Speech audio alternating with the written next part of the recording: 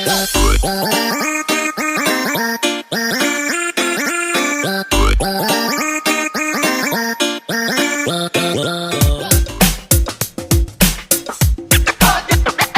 mga katips, may bisita po tayo mga katips yan, si Teacher Ring mga katips yan, Reyna ng South Korea mga katips yan, nandito sa ating farm mga katips, yan, nandito po siya mga katips. Hi mga ka-tips! And nandito ako together with Tips Mio.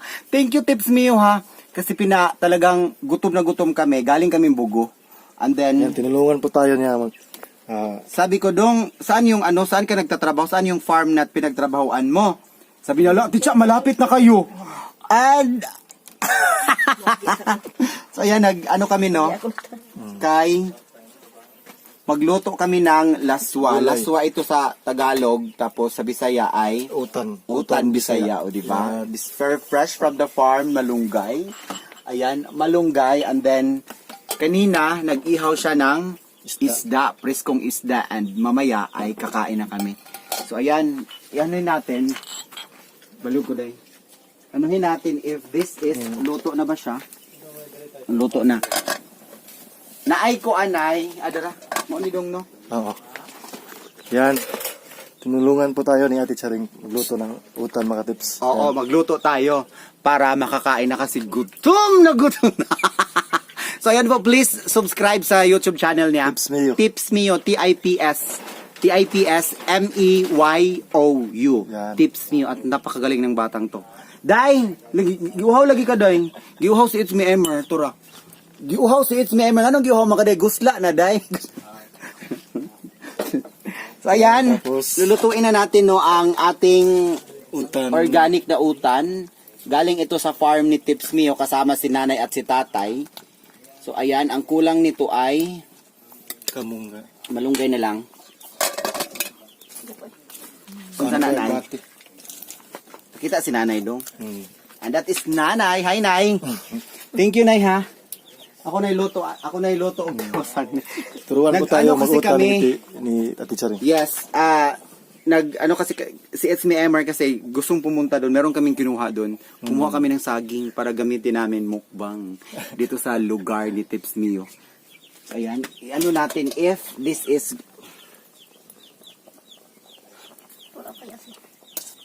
Dila na asinan Teacher Ring. asinan ni Dong. Oo. So andito yung asin no. Asin is very at ayaw kong maglagay ng MSG. So lagyan na natin ng asin.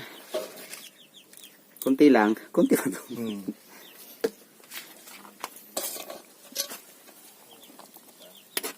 Unsa makakurasa mo report diri dong? Alas 8. Alas 8. Sa kutsara. Unsa nay? Anak po anan po nag-usa kutsara. Sa kutsara nga asin. Unsa nay ha? So ayan, organic talaga, same sa bukid namin no. Yung kanilang tama na nay. Okay na. Sakto na. Luto na lahat.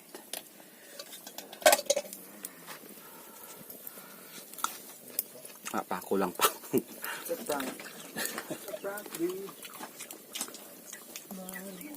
Napakaganda ng lugar nyo dong. Ang hangin, napaka fresh. Tapos maswerte sila kasi mabait yung amo nila. And then yun lang yung agay wala. Tamsadong natuwad. Natuwad man. So ayan.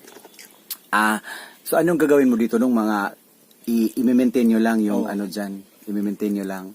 Tapos mag-ano din kayo, magbunot din kayo ng damo. Hindi. Maglagay ng mower ang gaginamit. Social, mower ang gagamit nila para mas mabilis, no? And po, napakaganda, yun nga. At ang signal dito, merong signal. Merong signal. And then, basta lahat ng nila dito, lahat ng ginagawa nila dito is talagang natural. And then, kung matanong ko lang doon, magkano yung sahod mo dito doong araw? Alamin natin kung 400 lang. 400. 400. So, ano yan, 8 hours? Oo, 8 hours. Okay na rin, di ba?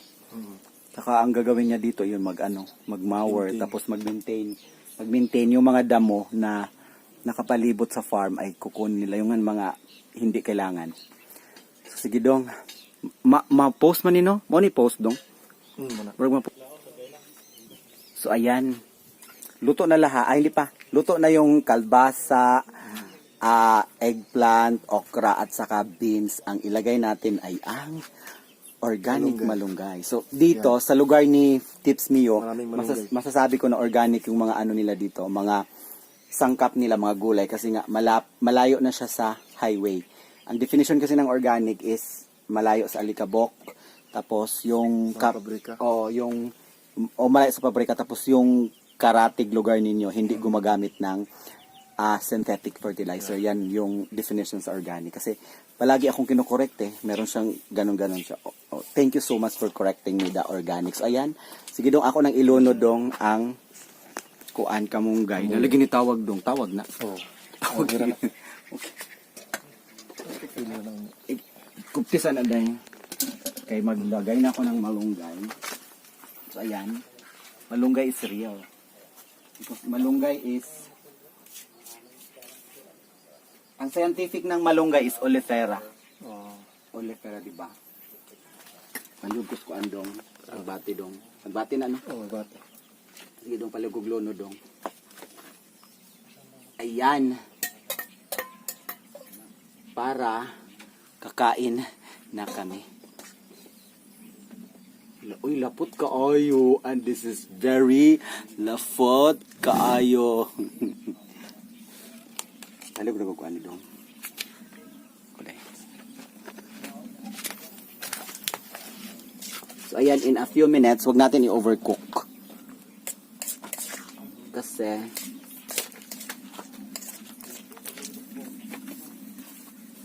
ang malunggay kasi is one of the superfood.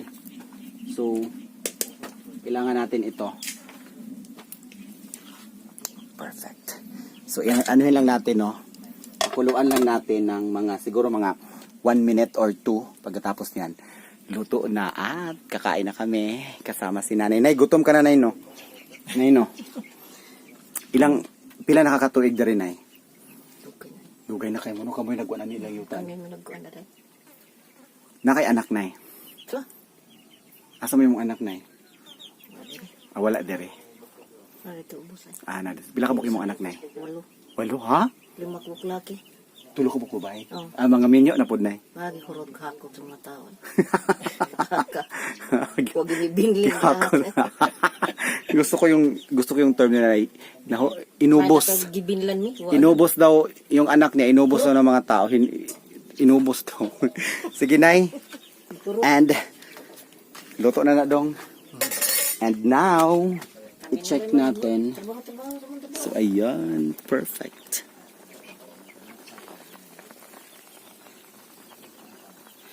Ayan, luto na to, no? And the next is kainan na. See you on our next video. So once again po, maraming salamat dong Tips Mio for the chance na makilala ka.